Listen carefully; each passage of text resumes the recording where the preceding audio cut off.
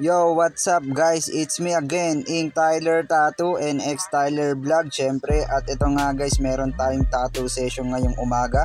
5 AM na madaling araw ang schedule ni ma'am. Maaga pa akong gumising yan para lang siya ay matatuan ng kanyang design na armband tattoo at dalawang paru-paro G, yo. At syempre bago ang lahat guys, sa mga hindi pa nakapollow, like at share at subscribe dyan sa akin, please pakipollow ako guys sa aking YouTube channel at sa aking TikTok account at syempre sa aking Facebook page, X Tyler Vlogs. Iisa lang ang account ko sa lahat na yan. Kaya sa mga gusto magpatattoo dyan, i-PM nyo lang po ako sa akin main account na mapag-usapan natin ang design nyo. I-send nyo lang sa akin, bibigyan ko kayo ng malaking discount.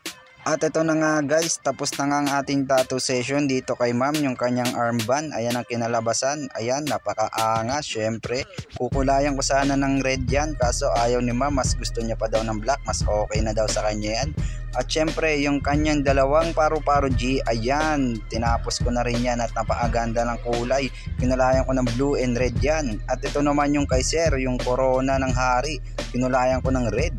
At syempre, tapos na ang aming session, picture daw muna kami bago ako umuwi.